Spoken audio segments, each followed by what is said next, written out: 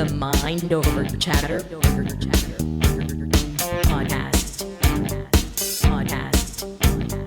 The Mind Over Chatter Podcast with Oz and Hog. The Mind Over Podcast. The Mind Over Chatter Podcast with Oz and Hog. Mind Over Chatter with myself, David Ozzy Borge, my co-host, Andrew Hogg. Hi guys. How are you, man? I feel like I haven't seen you Yeah, it's been a while, in actually. a long time. Because we must explain that we both have full-time careers outside of this, so we sort of fit this in when we can. Yeah. We don't do completely regular here. We try to record as many as we can when we can, and then we release accordingly. Yeah, it becomes a bit of a logistical nightmare to get It does. me, yourself, and Our guest, the guest. together at the same time. Sometimes Mike, but Yeah, Mike's manage away. that In now. fact, we've got our two Spanish interns who are doing all the tech for us today, which is great. Yeah. Not our two, Mike's two interns. Let's not claim them. no, But anyway, yeah. but let's be honest. On the whole, although we have or we've been finding quite a number of obstacles, we always kind of manage to make it work. And I mean, at the end of the day, like our hearts in the right place, and we're all very motivated to make this podcast work and work well. So yeah, while we're sometimes arriving in the last minute, that was me Yeah. today. That's okay. Apologies for I that. did that for like 25 years in radio, like arriving at the last minute. But yeah, it's alright. So, how have the past 2 weeks been? So, in the spirit of being honest, as we are on this podcast, challenging, Yeah, overwhelming. in what sense? Well, we're selling our house and buying another property. At the same time, I've got some minor health things that I'm trying to take care of as well.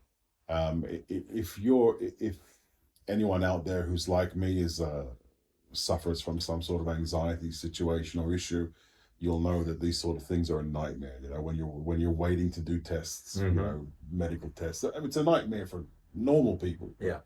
People who have anxiety like me, I just constantly think about it and wonder what if. Exactly. So where does your brain go? Worst case scenario, man. I'm flooded with cancer. That's where my brain goes, you know, straight away. Obviously, my sister sadly passed away from cancer, whatever it was, 6 months ago, 5-6 months ago, and it's a very bad situation.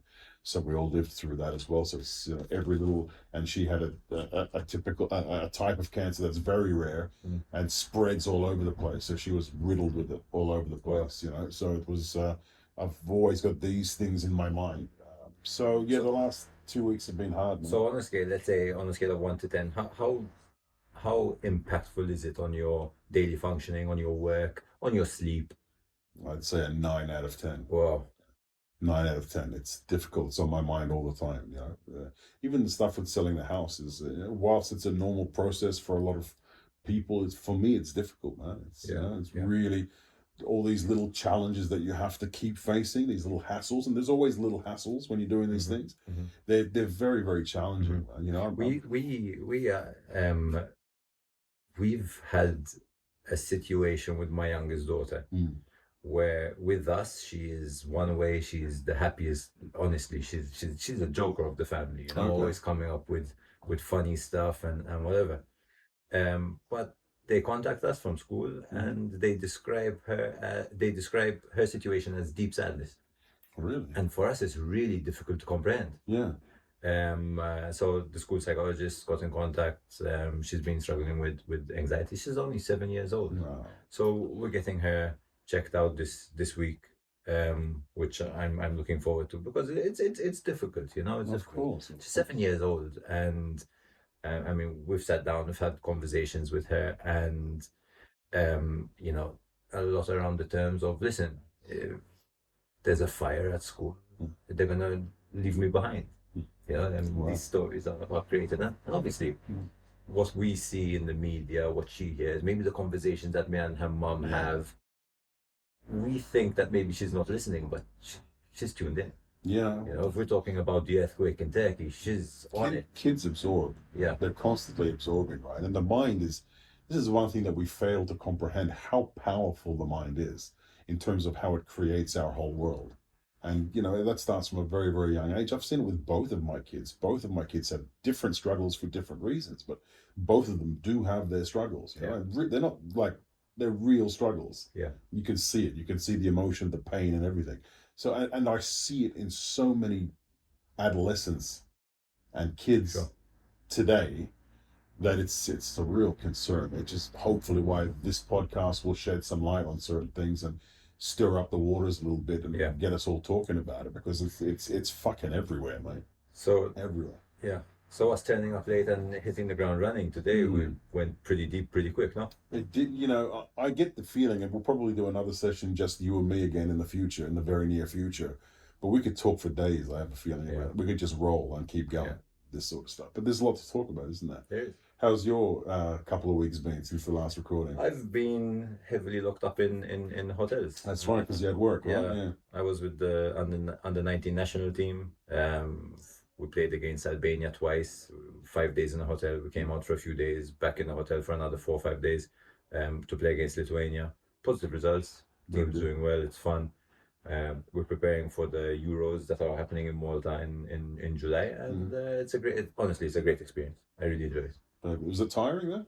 It is tiring. Right? It is tiring because as coaches, we are, you know, it's a constant analysis. My job as the mental performance coach, I'm having one-on-one discussions consistently with different individuals, trying to organize, you know, some team bonding sessions. All good stuff. Great, man. Great. So we always talk about challenges on this podcast, you know, and our guest today is like the king of challenges. Some of the things he's achieved and is achieving, all for a good cause as well, is absolutely outstanding. He's a former Olympian. He swam at the Olympics. I think he broke the record, was it last year maybe, or the year before, for the longest swim ever. It was like, well, I'm not sure if it was 124 or 127 kilometers. That's just ridiculous amounts of, that's we're going to talk about how he faced that. Yeah. That's big. That's real big. And he's set up for his biggest challenge of all. It's coming, yeah. He's getting married. We'll talk to him about that too. Right. Talk him out of it. Just kidding. Neil Agius is going to be with us in just a few moments. The Mind Over Chatter podcast with Oz and Hog. Okay, here we are. Neil, finally we got you on here, man. How you doing, first of all? Welcome. Doing really good. It's finally happened. Looking forward to it and getting into some details. Some good stuff, yeah? Good stuff. Some good stuff. I can see you've got that swimmer's tan going on. Yeah, it's a year-round tan that I've got. Well, ever since I've known you, always with that tan. Yeah, so it's like now everyone's like, wow, what a nice tan you have. And then in summer, like, whoa, you're black. So we go from nice tan in the early months, and then it's like you need to kind of... Yeah. During the winter month, the hardcore winter, well, hardcore, it's Malta, but the winter months, are you still swimming in just like a Speedo, or do you have a wetsuit that you use? So my training varies. So I have once a week where I do swim without a wetsuit, but then when I'm trying to do like 5-6 hours, it's important for me to complete the session and not try to do it without a wetsuit because it's still a bit cold. Yeah.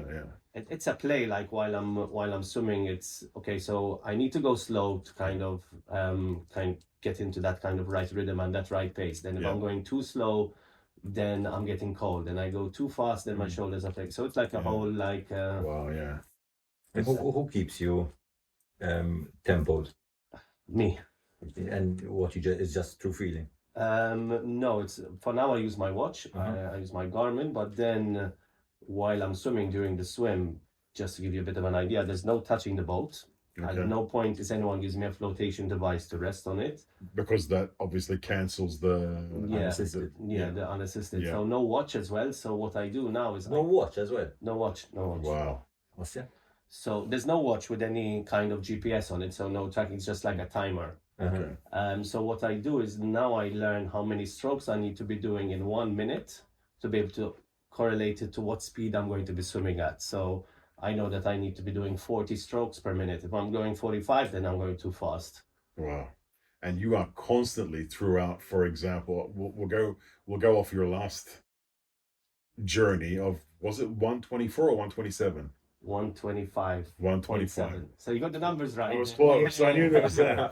So 125. So for 125.7 kilometers, you were timing minute by minute how many strokes I you did. check sporadically, but Yeah. I'm super consistent in it. So Okay. I don't need to count, but I'd be like every now and again I say, okay, let me see how many strokes I'm doing just to make sure Yeah. I'm not going too fast, because you train so much for this event, so you're pumped. You're about to stand on the edge of a ladder to start this journey, and you're in the best physical condition you've ever been in your life.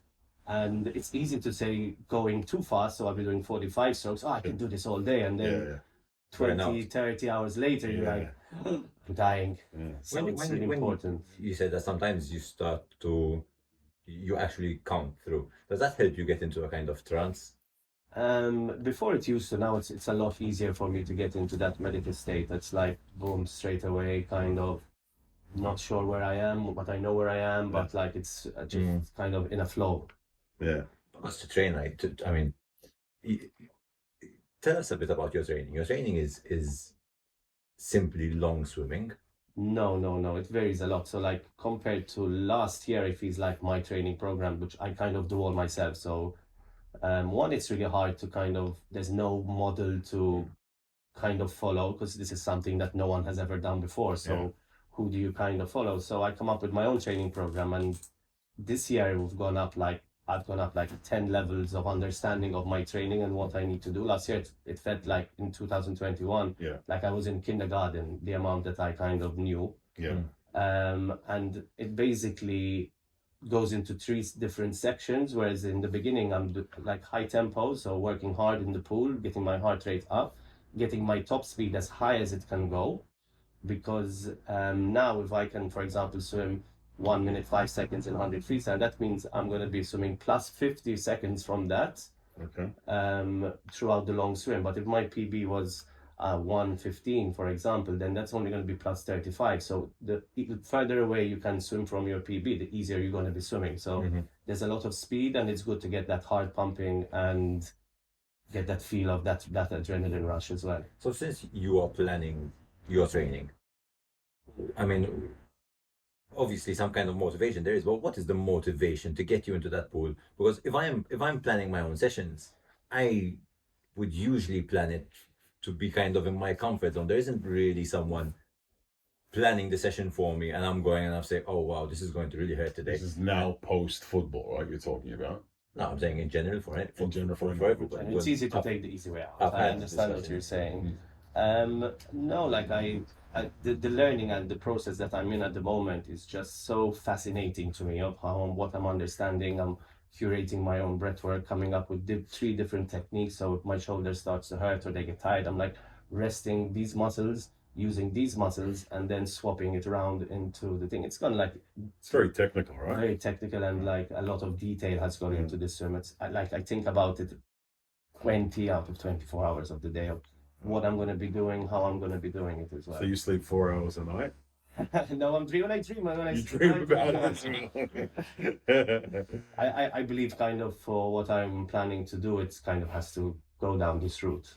Yeah. And when you're meditating, you are also in a kind of visualizing the route, visualizing how you're going to be feeling at certain points of the swim, etc. Yeah, so visualizing is a big part of it. Like I visualize the sun going down, the sun coming up. I visualize the finish. I visualize like if I go down early and I'm swimming at night, like I start visualizing big fish, sharks coming, and like looking into kind of where you can't see. Right. And I'm like, okay, that definitely is a shark there. Let's go there. Let's go into it. Let's get into that scared place. Because then when I'm swimming, I kind of know that feeling. So nothing's new. Did you have help with getting this sort of mindset? And did you have like someone guiding you on how to go into the dark place and face the fear? No, it's kind of like just slowly coming to me, and getting to those points with a lot of practice and a lot of kind of feeling into it as well. And also in 2020 I swam for 28 hours. Let's forget the distance. And in 2021 I swam for 52 hours. So we went from one extreme to the other, and everything that happened that I was expecting to happen but never felt it happening. Now Yeah. I have provisions for everything. I've written down notes to myself that the team are going to read out. So when I'm not 100% lucid, I Have that to refer they're going to read it bring to you me, back, and yeah. it makes me understand what I need to be doing with my stroke, what I need to be doing with my breath work, what I need to be doing at every point. I thought he just like jumped in the sea and started paddling, you know. It's not that, it's a bit more It's a complicated. bit more complicated than that. All right, we like to do a lot of things on this podcast. Obviously, we talk about mental health, and we'll go through that because I'm sure with regards to being able to do what you do, there's a lot of mental training, mental focus, mental everything. But we'd like to go back to find out about Neil from the foundations of Neil Agius. And just so we introduce you properly, you are a former Olympian, okay? Been swimming, I imagine, for a long, long time from the very beginning. And you are now a long distance swimmer, breaking records, and you're all doing it for a great cause as well. And we'll talk about that too in more detail. But what I want to understand right now is tell us about the childhood of Neil Agius. I was like a little bit of a whirlwind. I'm as calm as I am now. I Yeah. was the opposite when I Really? was younger. Oh, Yeah, wow. I think Okay. got it all out in my younger Okay. years, and now I kind of am much more calm. Like when I was at my grandparents' house, my mom would be in one room, my grandmother in another, and they'll just give me like a piece of string, take it to mom, and run across the house. They go give it to To grandma, burn the right? energy. Yeah. And then basically they decided like I think I should go swimming, and it kind of I'll be honest, I didn't really like it. I did it. How young were you when you started? They must have sent me to swimming when I was 4. Wow. Okay. I mean, I'm not saying I didn't like it at that age, because I kind of don't remember Yeah. going to swimming lessons at that age. But when it started to get a little bit intense, when I was a little bit older, I was like, didn't want to train. I used to kind of fake injuries. Oh, my knees, hurting, my shoulder. And then when they're at the weight, and then there's when the Yeah. competition's like, I'm good, I'm ready to go. Let's go. Yeah. And then as I kind of got a little bit older, some more coaches with a little bit more experience kind of explaining in different details and stuff. And it kind of, my work ethic really grew with the sport. And then it was kind of like balancing school, balancing social life, because it's in Malta, it's one of the toughest things. You have access to go out, and you're at 14, 15, sacrificing, you know, at that age, sleepovers, going out, going to meet friends, to be able to have to wake up to train the next day. So Yeah, yeah. it's intense, and we course. lose a lot of athletes that potentially could be better than I was, or potentially even better than Andrew was, but they couldn't stick it out, and they Yeah. got stuck into having a girlfriend that likes to go out, and then they kind of don't turn up for training anymore, into the and, trap, and yeah. it's over. And we're already very limited with the amount of pool of athletes that we have to choose from, and this cuts it in half again. Yeah, yeah. Wait, sorry. Yeah. Were you naturally, technically, were you a natural? I think I'm more the ones on the side that used to work hard. There has to be some sort of talent in there, and maybe now I understand my talent more, and I can exploit it more. Where I was younger, I was oblivious to it, you know. Okay. Did you get on with your family? What's your family situation? Mom, dad, siblings, or what do we Yeah, have? mom, dad, sister, and Sister? they're the best. Yeah, And they're the best, yeah. big close I family, mean, yeah? my mom and dad. So I went to school at St. Edward's. Yeah, Mom, one of those. Yeah, younger than me. is it? Ah, yes. So we're outnumbering you here, okay? This podcast, we get like full of posh people, and then I'm this ruffian in the middle, this you know, guy from the boonies, the sticks, true, you know? actually, right. Yeah. No, actually, Kevin wasn't St. Edward's, was it? Keith was. Keith was St. Edward's, yeah, yeah. Well, we got a lot of Edward. Are you picking them on purpose or what? It's just, You go, sir. it's true. It's true. So you didn't choose me? He agreed as soon as I suggested it, but yes. So lovely family, all really close knit, yeah. So going to school at St. Edward's, we used to finish at 3:20, and I used to start training at 4 o'clock. So every day they used to take me to school, Yeah. and every day they used to pick me up from school to take me to training. Like Wow, it's commitment sacrifice, too, yeah. it's a commitment Of and course. and a half, you know. Wow. It used to be mad. Yeah. We used to train at Same 5, thing, yeah. and it was still bloody hectic to get there. Yeah. Parents are heroes. When parents who do this sort of Yeah. shuffling around, they're huge heroes. Yeah, there could also be you have that talent, and then your parents don't have the time to kind of do all these Yeah, things, and yeah. so then you don't go training. So we lose athletes along the way that it's not kind of, we don't afford as Malta to lose. Yeah, of course. I got to tell you this because my daughter, I don't know if I think I told you this before once, but my daughter is a huge fan of yours because you were her teacher. Like I don't know how many years ago it was. She always said, "Oh, he's the best coach ever." Yeah, so that was super great. When did swimming start to get like really serious for you? Like really serious? I think when they got down, Attila Selmeci, a Hungarian coach, who had coached previous Olympians. And in the beginning, he used to kind of have the older ones. I was still 13 then and just put into the national team for the first time. Okay. But he obviously focused on the younger ones and used to kind of push me and Mark, who's now my business partner as well, used to push us to the side. And it used to kind of annoy us to the point where, okay, let's show him how good we can actually be, you know, and that started that work ethic, and then getting faster than the next person, and then moving up a lane, and then getting noticed, and moving up and going up in this kind of direction. Because when you say moving up a lane, I think you need to explain it to layman's terms. Because as far as I know, moving up a lane means the best start from the center, something like that. No, and in training it will be like the faster swimmers swim in the same lane, so people won't get in each other's way. So you start with the slower lane, and then when you kind of are good enough, you move into the next lane, and so you're sort of graded. Yeah, exactly. By lanes, so everyone kind of swims. Makes a bit of sense. Yeah. So everyone will be swimming. I don't think it would make sense like you and me doing laps together, right? In the same lane. Would it work? You think? It will work. First of all, size-wise, I take up the whole lane. I'll slip by. You could probably just fishtail underneath me and go. Like a dinghy engine too, you mean? One of those wakeboards, right? They have the engine thing. And at that stage, everyone used to think I'm crazy at school. You know, sports wasn't kind of the biggest kind of thing around. Now there's opportunity for a lot more. Although at St. Edward's, we were lucky that they did give sport importance, but me turning up with wet hair or me turning up late because we got stuck in too much traffic, everyone used to think I'm nuts, you know. And now they all come up to me and they're like, that's why you used to do it. And it kind of, the seriousness kind of kept building up from there, and then came in 2011, I kind of called it quits, and I didn't want to swim anymore. And I just thought it would be cool to swim around Malta, but it did take me a while to actually getting down to doing it. I said, if I swim around Malta, I went to the Olympics, swim around your own country, I think, check, goggles and swimsuit hung up, and I'm done. And then it kind of opened up this whole new journey. Done didn't kind of sit in it for long. Exactly.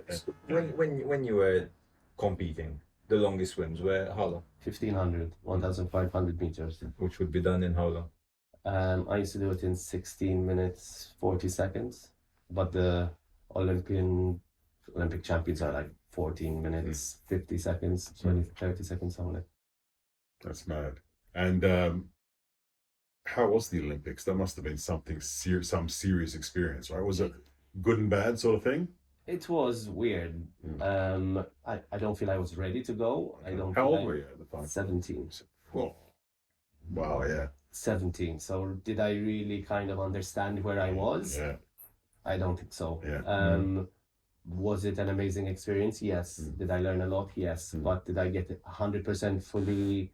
Like we didn't used to travel that much as we do nowadays, as the athletes do nowadays, and we never traveled to that high level competition ever. So all of a sudden I'm standing behind a block at 17 with like 10,000 people in the stands, because they also come and watch the beginning of the heats of the Olympics. It's a whole day event, right?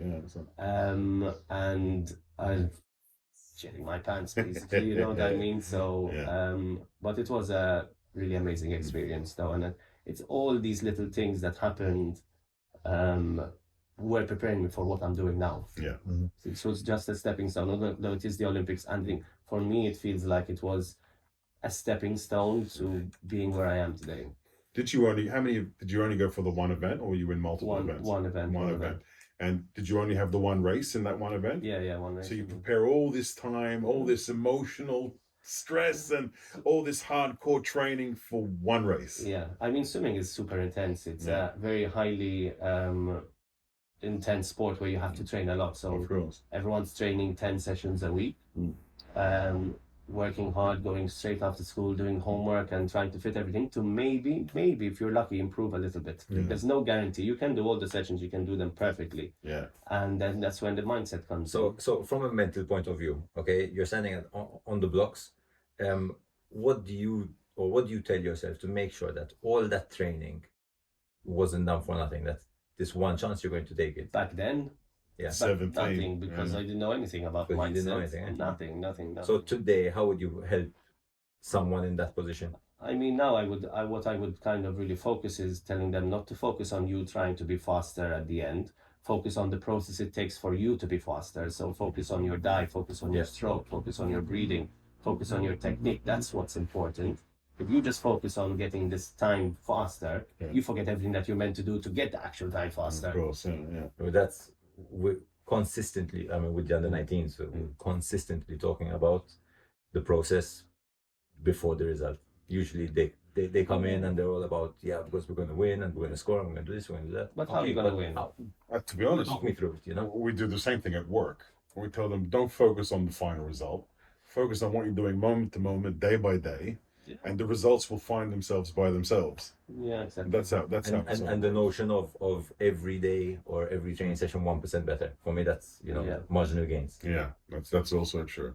Did you manage to meet some of the big hitters when you're at the Olympics? Did you get starstruck by anything? Who were some of the big names you met? I mean, back then, Michael Phelps, who was kind of That's breaking amazing, onto the scene as well. I have a photo with him. We were 17 and 18. You're about the same age. Right? Yeah, he's a year older than me. So like, kids. Kids starting a journey, Michael Klim as well. They're all there. Like it's kind of star lineup, everyone in peak performance. Did you have any big ones in your race? No, because they'll be staggered. Okay. I always, when it came to the Olympics, swimming was one of the things I watched the most. Simple reason, because being an Aussie, the Aussies are really good in the pool, right? Yeah. So it's at the Olympics, it's the strongest things. I always loved watching swimming, and I was always amazed by especially the long distance, because you're not exactly paddling up and down. You guys are swimming hardcore. I mean, you're not sprint, but to do that distance in that time, you obviously your lungs are busting, they're burning. How do you, at 17, sorry, my language, how the fuck can you prepare for something like that? I mean, that's nuts. The hours and hours of training that goes into preparing yourself for that 15-minute race, 10-minute race, or 30-second race as well, is huge. It's can't even understand, honestly. I can't. How did you feel like halfway through the race? Do you remember? No. You don't remember? Do you try to chunk it? As in, what does that mean? Chunk it? To segment the race in yes, definitely. Or your swim, the long swim. The swim, you have to segment it. If I cannot stand on the ladder and go, okay, I'm going to swim for 53 hours, let's go. You have to kind of bring down little wins, or else the end goal is you're always failing. Even in everyday life, like we focus on where we want to be in 6 months, but we need to give ourselves little victories that give us that endorphin release, that give us that motivation to get to the next goal, because the 6-month goal is far away. You're at it for a long time, and when you start dipping and you don't feel like what's going to get you up, it's these little wins.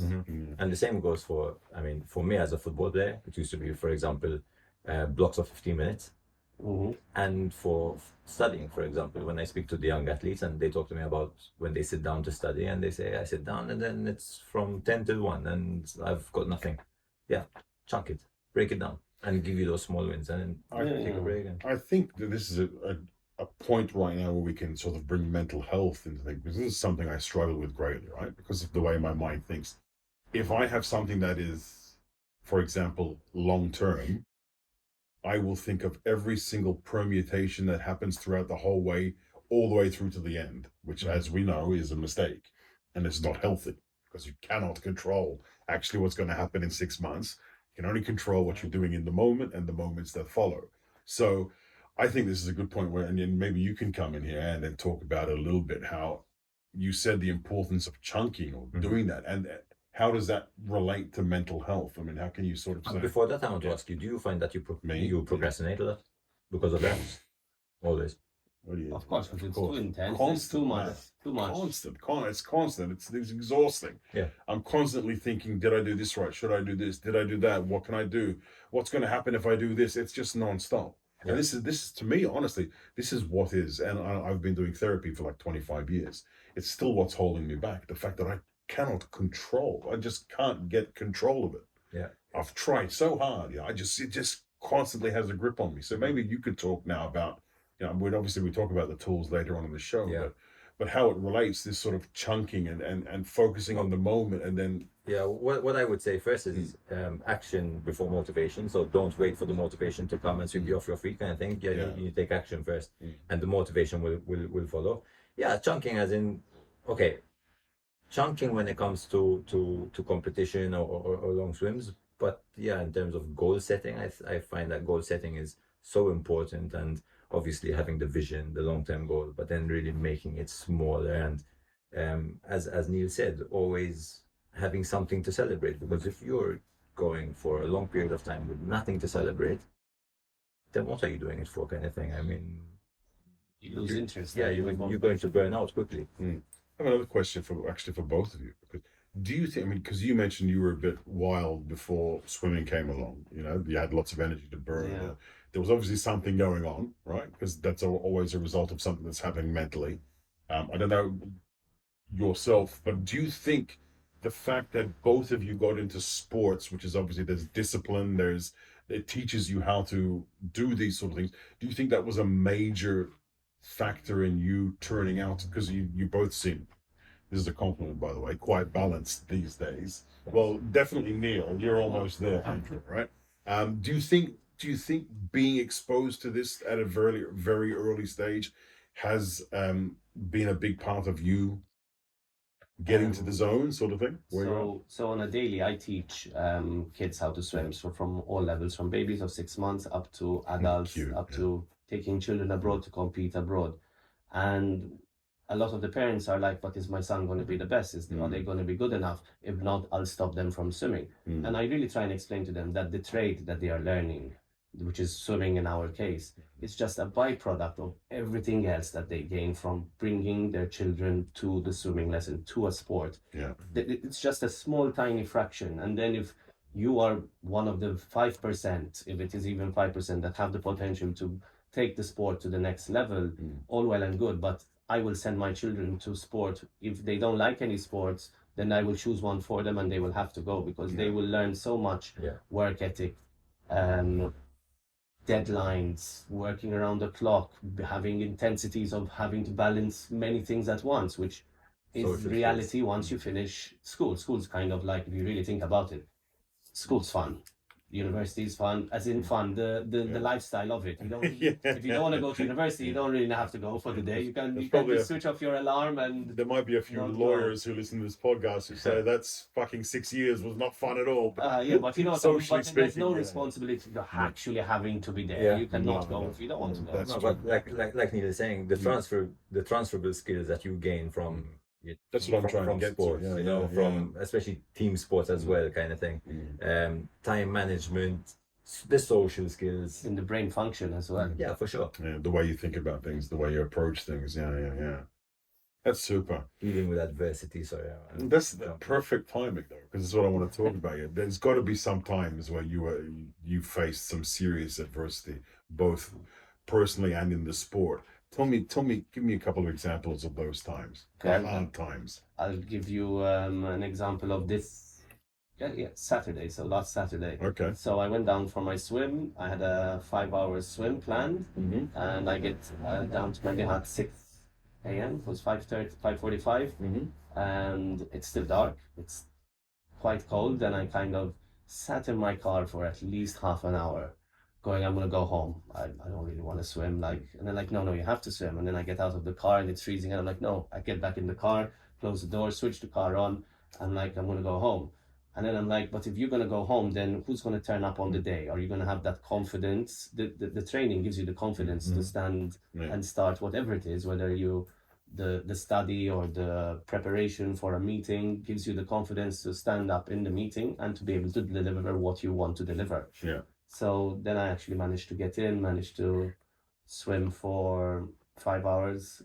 And then there's also another place in Melilla. So when it's cold and you in the middle of the night, it gets cold, but my hands will be shaking to kind of, I can't open the bottle of food, and my motor skills kind of go down massively. And I can see my car sitting over there under the light on its own, thinking like there's the warmth over there, and I'm over here, and it's so close and so easy to kind of just say fuck it and walk out and leave. And it's a constant battle, you know, of it. It's life. It's even in my everyday life, there's always constant kind of battles and energies that I'm working with or having to deal with that are not exactly perfect. But life isn't about my girlfriend Lara says I say too much, but fairies and unicorns, you know. There's also the tough moments. There's reality. You're talking about 5-hour swims. Sometimes I go for a 45-minute run and I think about it twice, 3 times. And what do I want to do it? Exactly. I end up doing it, but it's a push. Like, Yeah. It's like it's a negotiation. Yeah, it is. The only way I can relate at the moment is my cold therapy in the morning, because I one of the things, we have this thing on the podcast that we call the toolkit, which is something we use in our life to sort of help us be better, do better, feel better. Let's say that. And one of the things that I got put onto by listening to another podcast was this cold water therapy. You shock your automatic nervous system into resetting. So every single morning now, the last 2 minutes of my shower are on full cold. Neil's probably there going, fuck that. No, that's a very good start. But you should also try getting some ice baths on the go. And if you're finding the benefit from just a bit of cold water for the last 3 minutes, then you're making it sound so. What's that feel so? So what's he now? It's not. But it's kind of like it's showing you how much it's giving you, and you're kind of just opening the tap just a little bit of the way. Hey, open it more. I've been negotiating in the past days with my partner about like setting up a plunge pool somewhere, and she's like, but what, on the balcony kind of thing? We have the barbecue over there. Wherever you gotta do, like you can get portable ones, so you can just set it up quickly. They're like they're like almost like inflatable or something. Like a laundry basket. A whole load of them. You have them, yeah. Yes, definitely. Do they come in different sizes? They do, yes. So we'll do the podcast in one. Should we do a challenge? That'd be fun, wouldn't it? We can. Yeah. I hate the cold. I Even better, we actually, do the challenge. I actually really don't like swimming. Yeah. It's not technically swimming. No. Okay. I know it's not swimming. Of course, I know it's not swimming. But even in summer, to jump into the sea, I'll think twice, 3 times. Me too, as well. Yeah, it's not like when we're by the sea, like I go in if we're on a boat or anything on the ladder going down slowly. Everyone's looking at me like, really? I'm like, this is my kind of job. It's my thing. I can imagine. There's no excitement. Yes, we're going to the beach. I'll be like, the beach. Okay. When you want to relax, you go as far away from the beach as possible, right? Well, because of the whole like the suntan you have all year. That's why they made your statue rose. Yeah. Could have been anything. Oh, looking at the statue this morning, it's huge, isn't it? Where is it now? Is it? It's in a garage at the moment. It's in a garage at the moment. Yeah, maybe after this next swim they might. They might pop it somewhere. Yeah. I think that would be well deserved. It was a really good likeness of you. I was really impressed with the statue. You've seen it. Yeah. Really There's a lot of detail and 3D printed models and it's like 266 kilos. Yeah. You did your research. My research. So that's crazy. But well deserved. Now, let's talk a little bit about why you do what you do now. Obviously, I know your causes, and I know what is close to your heart, and how you want to help the planet be better. And tell us a bit about where that drive comes from. Tell us a bit about the cause, what you're trying to achieve, how everybody can help. Let's go into a bit of detail, because I find it really fascinating. I like. Have you heard the story of how I came up with Wave of Change? No, not the original story. No. So basically, it was one of our first night swims in 2018. Before the swim of Malta, and we knew we wanted to have a bit bigger cause than just us, but we didn't know at that point what it was. Yeah. And on one of the first night swims, I was swimming and swam into a plastic bag that kind of engulfed my head. Okay. And I got the biggest fright ever. Like you can't see it. It's just all of a sudden something's on you. You're panicking, pulling it up. Yeah. And it really felt like that was the ocean telling me like, listen, we need a voice, we need your help. And then so wave of change started, and in the beginning it really feels like in Malta we're like the Jetsons and the Flintstones. We're like, when it comes to sustainability, we're like The kind of Flintstones. Flintstones. So we really needed to kind of Yeah, it's true. I it's, get you. we really needed to kind of get people understanding the problem that there is, and that's how we started with the 3 pieces of plastic. Yeah. And then when people were looking down and seeing what there is kind of on the floor, because it's always been there, and it's always kind of, it's like second nature, you know, you don't even realize that it's there. People started waking up, and people started realizing that we need to do something. And now we are going into kind of a more educational kind of campaign, and hitting 3 sectors of what we eat, the way we live, and what we wear as well. So we're kind of hitting Gen Z, our generation, with the food, and the older generation with kind of how the way they wash their clothes. I'm in the older generation, right? You can say yes, it's okay. We're in between. I love that reaction, man. Yeah. Polite in this moment. And now it's time to start making some serious changes, you know, and we're kind of inspiring that next step. Now we can't keep recycling the same things. We need to move on to kind of being better. Yeah. I had watched, you probably watched it, Seaspiracy, which really connected me to what the hell's going on in the ocean. And I was like, oh my God, it is that bad. It is so bad. And where does it, you know, because we talk about what we do in our daily lives, and this is, of course, littering, stuff like that, throwing out stuff. But where is all this plastic coming from that goes in the sea? I mean, it can't just be because somebody dropped a plastic bag in the street. I mean, is that the brunt of it? Or I mean, I know big fishing has a lot to do with it, but yeah, there's the nets. It's so wide, the spectrum, and we so knew little about the effects of plastic that it's easy, it's cheap, it's accessible, and they're kind of just rolling them out. Like, I still go to supermarkets today, and they're like, do you want a plastic bag? I'm like, I'm good. I'm like, here, take one. It's like, almost take 2, take 3, you know, and you're using that plastic bag till you drive home, and then you're done with it, and you have no longer any use for it. And how long does it take to disintegrate? It's like 80 years or something? It goes into microplastics, and it never kind of ends up in bird stomach and stuff like that, and so fish stomach. The problem is big, and it's kind of us trying to make little changes. We don't need to be perfect, because in today's society it is very difficult to be 100% perfect, but together we have thousands of people doing it imperfectly, and everything will move in a lot more kind of symmetrical kind of way. Do you feel like you can change? Do you feel like it's necessary to change the individuals?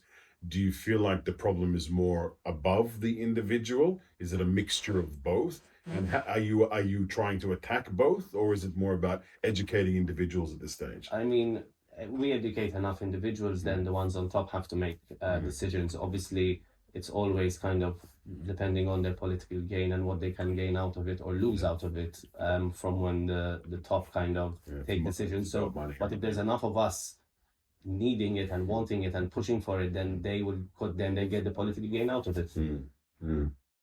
So we're just doing it in reverse. That's a good idea. It's a good idea. Do you think, have you felt, I mean, you've obviously been going like 4 or 5 years, have you felt a change? Definitely feeling like people have, as we just mentioned, woken up, and there are people who kind of come up to me after the swim, because you swim, I don't know, I'm going to throw my cigarette packet out the window of the car. And I'm like, why are you even throwing your cigarette packet out the window? But good, it's a step in the right direction. I don't understand. I mean, I see it still today, like I'll be riding on my bike and all you see is an arm go up. And drop something. Oh my God. I just don't understand why. I kind of, not the first time, kind of like hoot the horn. Or if someone throws something on the floor in front of me, I'll pick it up and go, I think you dropped something. Good for you, because a lot of people are scared to confront people in this way because you don't know what the reaction's going to be. I know, I mean, but they need to grow up. Bad reactions? Yes, sometimes, yes. But they need to grow up, or like it's incredible. Children and selfish people. And they don't understand the implications, because you don't get burnt. Like, no one would go and touch a fire because you're going to immediately get burnt. This is burning from the inside, and it's going to implode eventually. There also needs to be tougher. There needs to be tougher penalties for all this. But again, there's no enforcement. There's no enforcement. But whatever the substitute is, we have enough of it. Because this is kind of we need it to a certain extent, or there has to be something to replace it, and then is there enough of that? That's a good point. Like if we all stop eating meat, then everyone's going to eat fish, and there's not going to be any fish left. So if everyone stops eating meat and fish completely, then is there enough? I'm a vegan, so Is there enough vegetables? You understand what I mean? Yeah, like everything gets there has to be continued. Like we're just too many people on the planet. What's your diet like in terms of? I mean, have you tapered your diet to be more environmentally friendly? So I have, yes, but I haven't been eating meat for 8-9 months now. Vegetarian? Yeah, and not any alcohol as well. And it's more the play on my mind of I want to have a glass of wine. I went to the beer fest And had for no bachelors and had no alcohol. That's discipline. That is. And I that's don't like- care what anybody says. That's discipline. And in those tents, I don't know if you've ever been, but it gets pretty wild. Yeah. And it was just like, listen, I'm in control of my mind. I'm going to choose what I want to do. Because when it comes to while I'm swimming and I'm in the middle of nowhere, pitch black, and these thoughts come in, I need to know how to control this thought. In that moment, you're at the beer fest. There's a party going on. Everybody around you is drinking. Do you still manage to have fun? Yeah, of course. 100%. And in the beginning, it was tough. Now I can go anywhere and do anything, and it doesn't even cross my mind to have a drink. It's crazy. The fact that you cut out meat on performance. Let me tell you, it definitely makes a big difference of your concentration levels throughout your day. So I feel like in the morning, if I don't eat for the first 12 hours, I'm much more efficient, much more understanding what I need to do. So you're fasting, yeah? You fast, yeah? Yeah, I'm a big fan of that, yeah. I mean, I don't really plan to do this or that. It's just kind of, I think it really helps. The brain fog from when we eat especially meat too. Yeah. Especially and that's where it kind of started. Like, I'm gonna kind of, need to sort some shit out, and I need to not eat certain things and not drink alcohol, and the benefits from it were exponential. And so then I'm like, okay, so now let's turn it into a mind game, and see. And I pushed myself, like I could have not gone to the bachelors and not gone to the beer fest, but let's see how much I can control my mind, I find it walk the walk.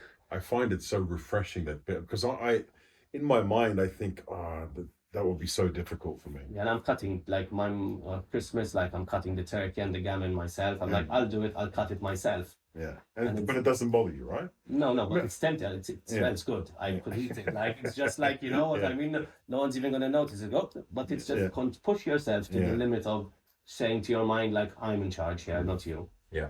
And the same with doing ice baths and these things. It's pushing yourself to say, listen, I decide, not you. Yeah. I have control over you. Yeah. And I use you as a tool, not you use me. No, it makes sense. It makes sense. It's easier said than done, yeah, right? Of course. Yeah, 100%. It's not easy. Yeah. And everyone's like, oh, just one. And I'm like, that's even harder. It's not gonna happen. People shoving it. Not only are you choosing not to take it, they're actually shoving it in your face. Sometimes they see like they need you to drink as well. Yeah. Are you disciplined are you like, do you set yourself, no, I can only have this amount of this, I can only drink this amount or whatever? After football, you don't do it anymore? No, right now I don't. You don't? Okay. When I was playing, I went through phases. When I went to play overseas, I was very disciplined.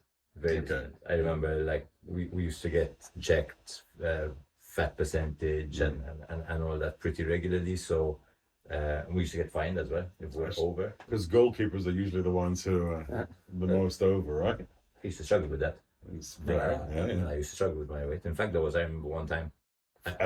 From an athletic perspective. Yeah, but I remember one time I went up for pre-season after 6 weeks in Malta, where I did train, and I was around 14% body fat, which is alright, but football terms is not so okay. It's like sort of where I'm at now, yeah. And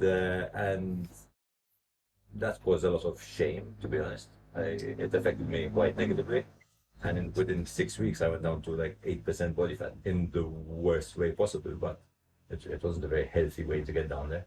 No. I gotta be honest with you. Someone like me, listening, and I know that was a real struggle for you. I understand that, but someone from my, I'm like, that's ridiculous, man. That's crazy. You have no idea what weight struggle is actually really like. But it No, used to cause me a lot of I'm sure, an embarrassment. I'm sure. When Because there are expectations. because right? then a list will come out, Yeah. and then there are the players in the red zone, and there'll only be a few players in the red zone, and there were And times when I then- was in the red Is zone. it you're publicly shamed in that situation, or I does mean, the coach get you to the side no. and say, "Listen, Andrew, you know?" No, there's a list on the board. They don't come out and say, "Hey, fat boy, No, hog, no, you need to lose some weight." Fatty's on Hold the on, right. hold on. Fatty's on the right. Hold on. Yeah. Not Yeah. far off sometimes. Really? Not Wow, far off okay. sometimes. Okay. And you know, Mm. in fact, we have guys at in the national team who struggle. One is, for example, a goalkeeper, Yeah. a lovely guy, and I'm very, very sensitive as to how to speak to him in these moments. But I know, You've been there, know, right? Yeah, you've been there, of course, of course. I'm with my weight. I'm 11. I've lost about 11 or 12 kilos since I've stopped eating meat and drinking alcohol. And Yeah. the point was to get myself to this weight to make sure that I really feel cold now when I'm training in winter. So Yeah. really get cold. Mm. And now then gradually in the next 2 months put on about 5 or 6 kilos to get that warmth and that. So you intend to start eating meat again before? Not meat, no. No, Okay. I don't eat meat or drink alcohol, but I can still put on weight. Yeah. You plan this not eating meat, is this just for training, or this is a lifestyle change No, now? it's going to be a Lifestyle change, okay. But you still have your eggs and your cheese and stuff like that? Yeah. You'll never give that up, will you? There's too many sacrifices in life to be made. Yeah. On a serious note, Yeah. when it comes to red meat, for example, I can honestly say that it doesn't help me.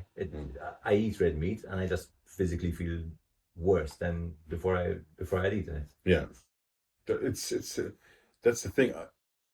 When I became a vegan, it's the first thing I noticed. You don't have that post-food Yeah, fog. That you don't have it. It just doesn't. You can eat as much as you want, and you won't have that. You still feel bloated and whatever, But that passes pretty quickly. it passes a lot quicker. It passes a lot. That's the first thing I noted when I stopped eating meat.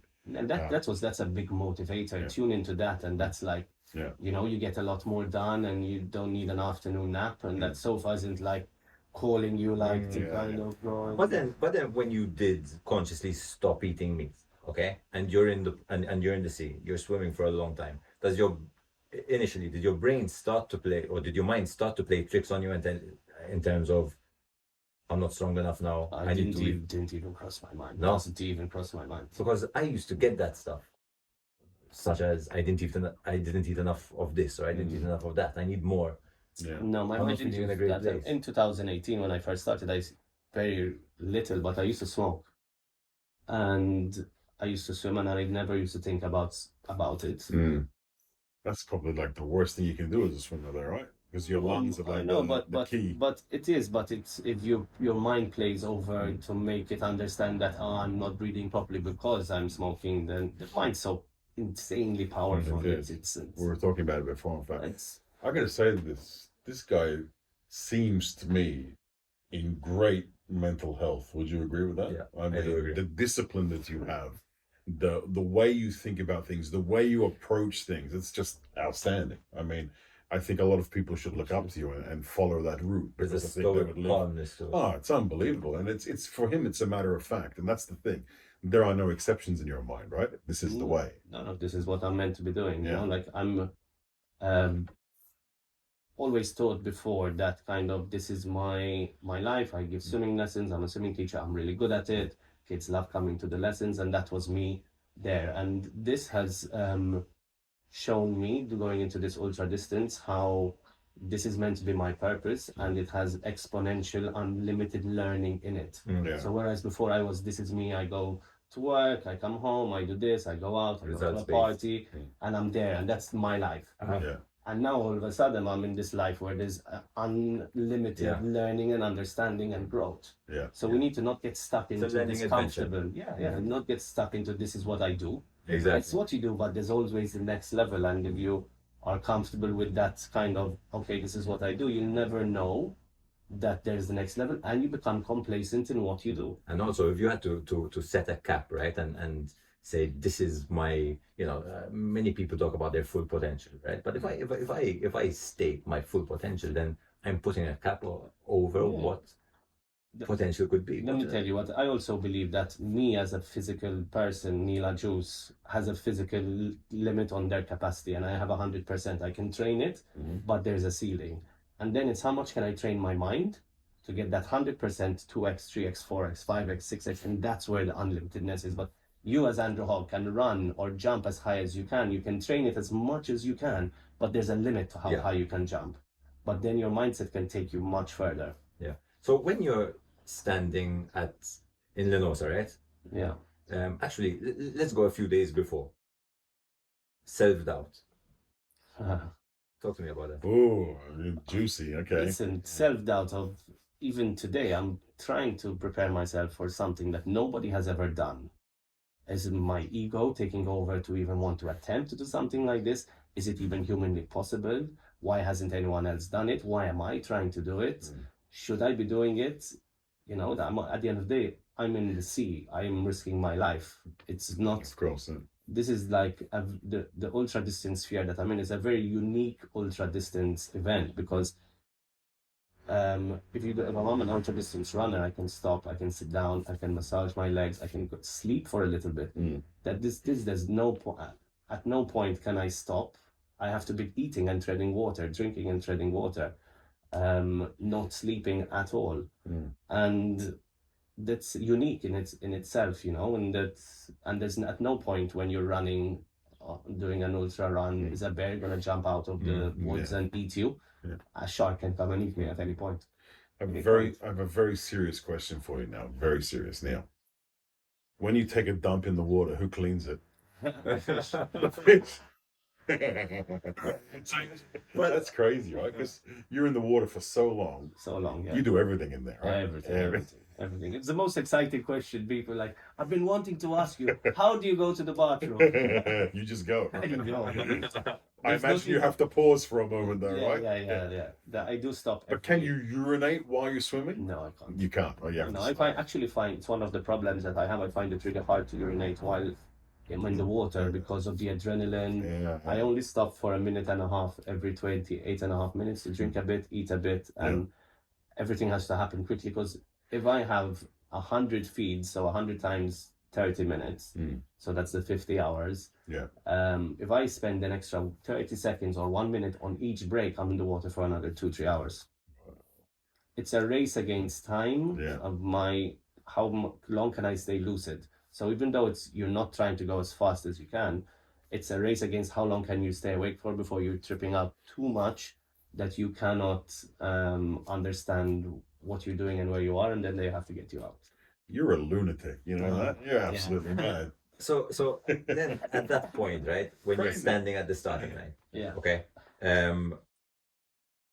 how focused are you? I can imagine how focused you are, and then your partner proposes to you. Yeah. Is that, I mean, obviously it's a beautiful moment. Is that welcomed, or is it a bit like, listen, I need to focus, this is interrupting just a bit? I can answer it for him. He knew in that moment that he had to swim and not stop and never come back. In fact, they were telling on the boat, he's just going to keep swimming past all that. If you had to ask me before, would that be a good moment? I would tell you no. Exactly. But in the situation that me and her were in, and the situation that I was in at that moment, me getting kind of sidetracked a little bit to overthinking of what I need to do was maybe a welcome distraction. Was a welcome distraction. Oh, nice. And then when I was swimming, I was feeling like we're doing it for us even more now, Yeah. Do you think you'll be more nervous getting married or going on your next big swim? But No. I think the question is which is more challenging. I mean, we haven't gotten married yet. We haven't had time to plan the wedding. It's not on our kind of agenda yet. At the moment. So tell us about now the lead up.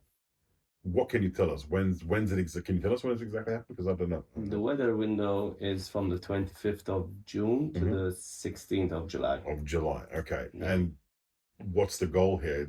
What are you trying? What's the the target? Can you say it? Not yet. Not yet, because I know last time we spoke, it was still a bit hush as well. It's soon going to be the launch of the swim, but we're waiting for the right moment, just building up a little bit of anticipation.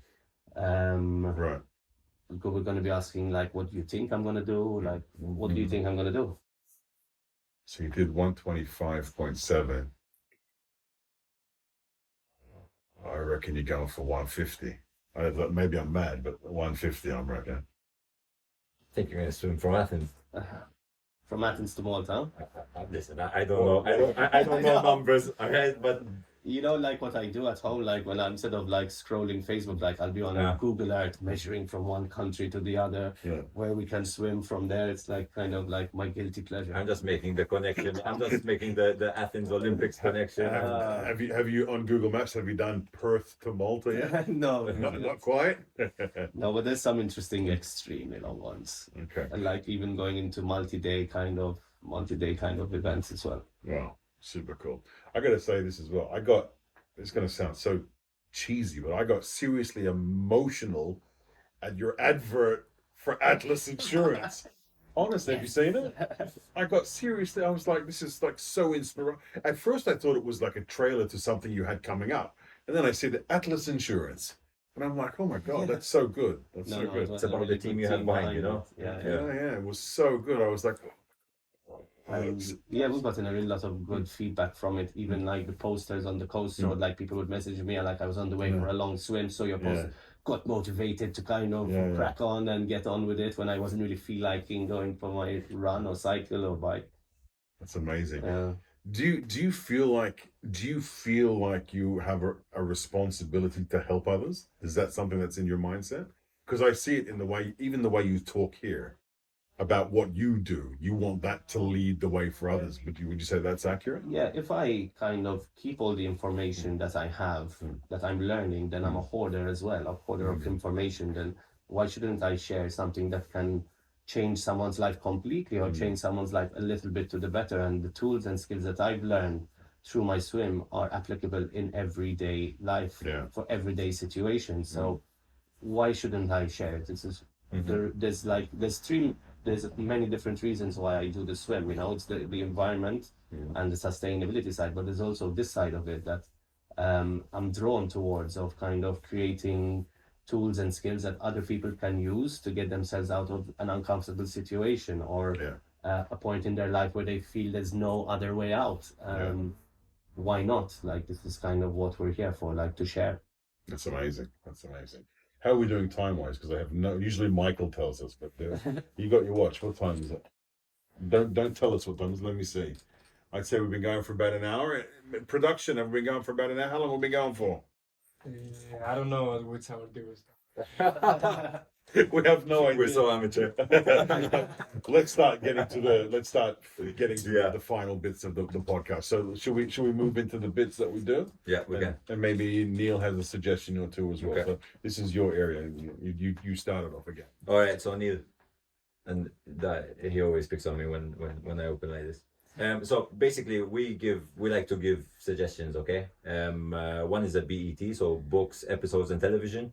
So maybe something that you've seen or read or listened to. Yeah, experience basically that could help our audience. And another one is something out of, like we mentioned before, like a toolkit. I don't know, for example, breathing techniques, and that can make someone's life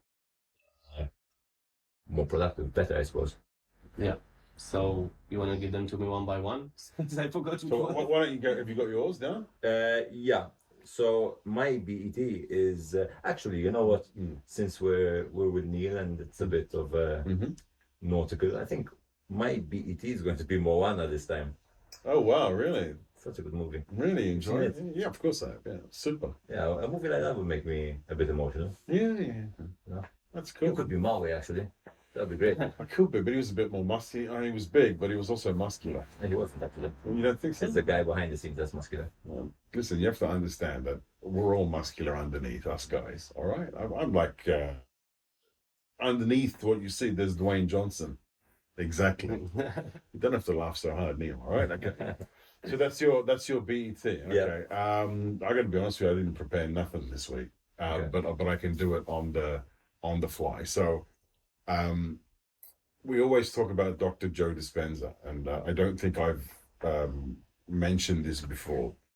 I might have, but as I said, I'm very ill prepared today, and I don't care. That's just the way we roll on this podcast. But he has the book that's called, for God's sake, it's lost me. Help me out, Drew. We've talked about this book before. No, I don't remember. Intern, can you get my phone? It's right there.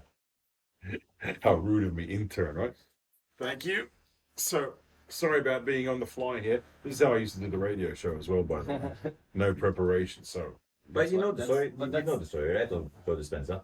I do. He was in a triathlon. Yeah. And he got smashed by an He got SUV. smashed by an SUV, broke his entire spine You know into the story, pieces. No, I don't. No. Sorry. Interesting book. Well, and he broke his spine and hit 6 vertebrae in his spine. He was taken to hospital. He was critical, and they offered him surgery options basically, and most of them were included a metal rod being inserted into his spine. He said no. He went to his friend. He was taken to his friend's house. He spent 3 months meditating for around 3 hours per day, and reconstructing his back and his mind. In a initial situation where he would have probably not walked again, within 3 months he was out working, and So I finally found the title. Thank you for filling in. That was very professional. How professional was that? Well done, man. It's called Breaking the Habit of Being Yourself. It's I had mentioned this before. It's I think I had actually suggested this in one of the previous podcasts, but it's such an important book, especially if you are struggling mentally. Yeah. It is such an important book. Breaking the Habit of Being Yourself. It is a hard read because there's a lot of science in there. But once you get to understand how the mind works, it really helps. And to be honest, I read it maybe 3 or 4 years ago. And the 6 to 9 months after I read that was probably the best 6 to 9 months I've had in the past 30 or 40 That's years. So I think I need to read it again. inside that book, I think I okay, need to read it. inside that book, he says that we think, You've read it, though? You've read the book? You've read excerpts from Yeah. it, yeah. He said that we think between 60 to 70,000 thoughts per day. Yeah. And the issue here is that 90% of those thoughts are exactly the same thoughts that Of the day before, yeah. of the day before and the day before and the day before. Yeah. So Wasted energy. Yeah, Yeah. you'll interpret it completely. You're in a different space now, so you'll interpret it in a different way. Yeah. The book. I haven't read it, but I'm going to read it. It's really. And then you yeah. kind of will move on to the next stages then Yeah. of kind of self-development as well, because it Yeah. sounds like it's that kind of book. I have a problem with consistency, Neil. I go through a good period and I start feeling better. And when I start feeling better, I start getting lazy and forgetting all the tools that I used to be better. And then I go, and I have to start all over again climbing. It's the one thing I need to, Consistency, yeah. it's the key to everything. And I don't have it at the moment, but I'm going to get there. I'm still going to get there. So that's the book. Do you have anything, any book, TV series, podcast episode? I kind of look up quite a lot of different podcasts, but a friend of mine, Paul, gave me this podcast about how important sleep is of Matthew Walker. I read the book. Yeah, and it's like a game changer to life, understanding how important sleep is and how without sleep we lack everything, Yeah. everything, completely everything. And then a book, there's parts of it that I like about it, but then it's a bit too American, like the book of David Goggins. I see he's too much of an extremist, and I think eventually he's gonna die hard and young. But there's a lot of little takeaways that you can take, that you can use in your everyday little kind of missions that you have as well. It makes me cringe, to be honest. Yeah, he does, but there's certain things that he says that kind of I can resonate with. But then the army whole rule till you die kind of thing, then that kind of you have to kind of block that out. Okay. I need to check this out. I don't even know who he is. David Goggins. Is it? He's the guy who kind of ran 100 miles without training for it, shitting blood, and carried on running. Ended up in hospital for But he 2 was weeks. he was overweight, no? Yeah. He was quite big. 100 miles, no training. No training, no. And he just kept going. Yeah. And he was running the whole way. Yeah. Shitting blood. Yeah. Like that's kind of to the point It's a where bit then stupid you've kind then, of yeah. yeah. You have to admire You have to the ignore dedi- that part. You have but to yeah, admire the mental strength. Yeah. but But it wasn't a smart decision. yeah. Okay. Interesting. And then there's the movie. I can't remember the name of it either, though. Give us some clues, maybe we'll figure it out. And it's recently the second one came out, the most popular movie. Of the What's it about? guys go in the pods and they become blue. Oh, Avatar. Avatar. Yes, sorry, I can't. I couldn't. I'm like, why are you thinking like? Because I'm also doing it on the fly. This as well. No, we watched it. And I'm like, I didn't watch it. Is it as good as the first one? not as good as the first one, but the understanding the connection to Earth, how we're all connected, Yeah. and how all the information that we need comes from the Earth Yeah. itself. You know. There's an amazing message behind those movies. Isn't there? An amazing message. So that's pretty cool. Toolkit. Toolkit. Do you want me to go first this time? Go for it. Okay, so I like to do it as much as I can. You've probably heard of it, grounding. Have you heard of grounding? So this is where you get your bare body or your bare feet in touch with the earth, right? So you either go to a beach, you lie down on the sand, or you step out into a garden somewhere, you take your shoes off and you put your feet in the soil. Grounding. I even do it at home on the tiles. So when I do my meditation in the morning, I will be just in boxers, for everyone, sitting on my meditation What chair. color are your boxers? Usually black. That's I'm not sure if that says much about my personality, but my boxers are all black, and I sit there, and my feet are always barefoot on the tile. So you're connected to the earth in some way, and it's something that's really, really important, especially in this time where we're even in a country where we're so far away from nature. Let's be honest, because to get nature here, you have to find it. It's not, you don't just go for a 10-minute drive and all of a sudden there's trees and forest and everywhere. When you're in the sea, do you ever just stop and just connect? And I connect while I'm swimming, completely to the blues and to the spirit in the sea as well. I like doing the barefooting. It comes naturally to me. I walk in the house. I take off my shoes. Yeah. I'm not. That's it. I mean, you're wearing flip-flops and Exactly. it's not summer yet. And Exactly. And I'm halfway through. I was like, should I take off my shoes before? But then my feet might show that I'm barefoot. Oh, you can take Like, you can do anything on this. I always Yeah. kind of am barefoot. It's nice. I'd be in serious pain. Do you ground? Do you ground much, or do you get grounding? Do you do grounding? No, not. You're gonna try it now that I suggested it. No, I've done it before, but I don't actually do it. Are you trying to say that my toolkit is worthless? Or No, I'm not. try it. Give it a try. I have tried it before. I'm telling you, Yeah. but I don't do it. I don't actually go out and do it. Okay. But yeah. Cool. Okay, my toolkit is since Neil is here, picking up 3 pieces of plastic on the beach, giving something back, having a higher calling, doing something of meaning. You know. I felt amazing this weekend because I went to Gozo and I took the fast ferry and it was full.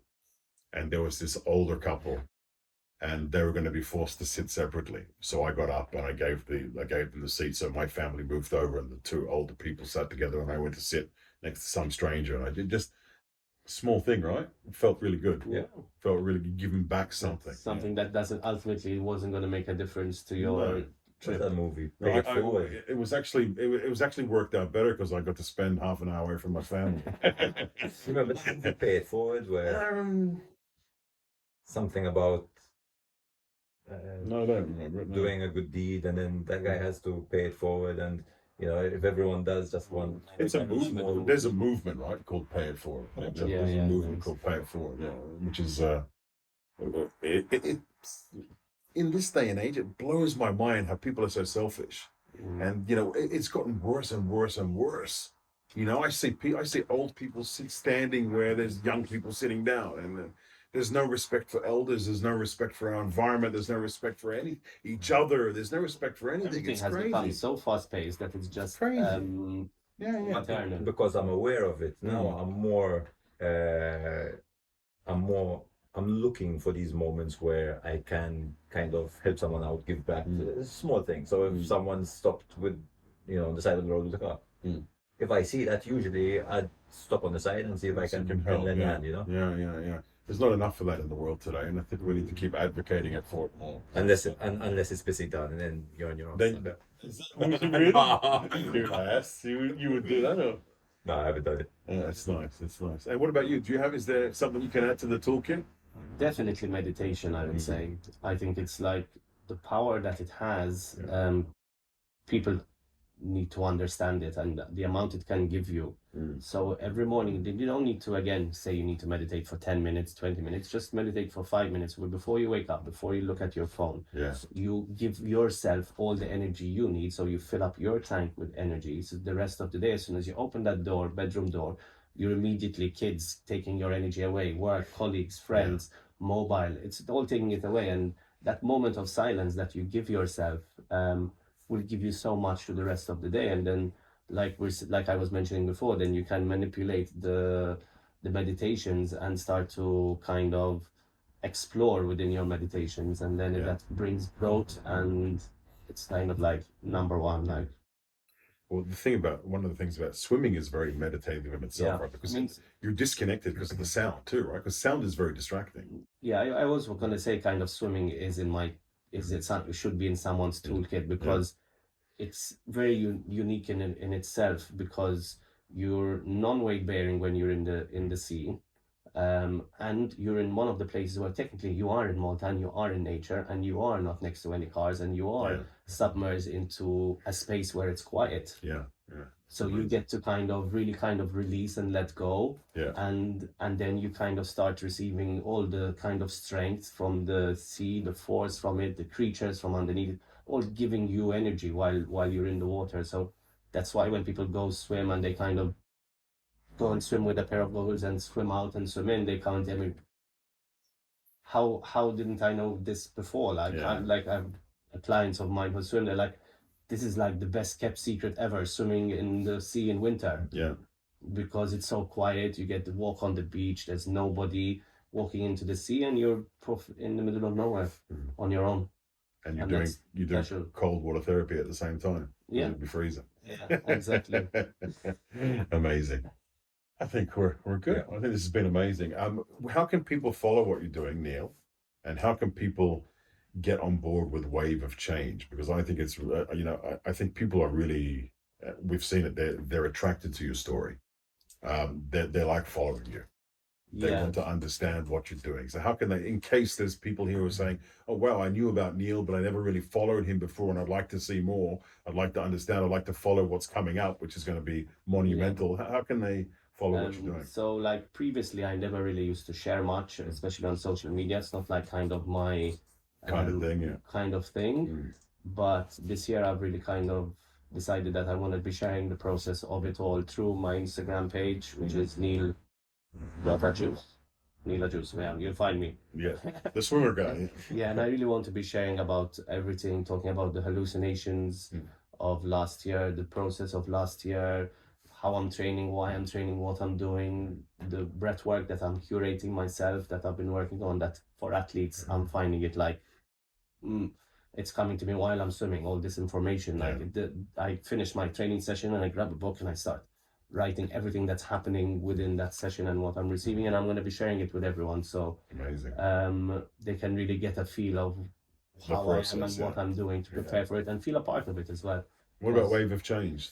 And Wave of Change, we're launching our new campaign on the 19th of March, or the week of the 19th of, sorry, not March, of April. We're in April. Didn't click. And there's going to be a big launch. We're going to have a really cool event, and then we're going to be spreading the word of how they can get involved and what they need to do, and really kind of try and get companies to get involved and do little competitions within the company and start a movement like no other, and really kind of one that has meaning to it as well. Yeah, amazing.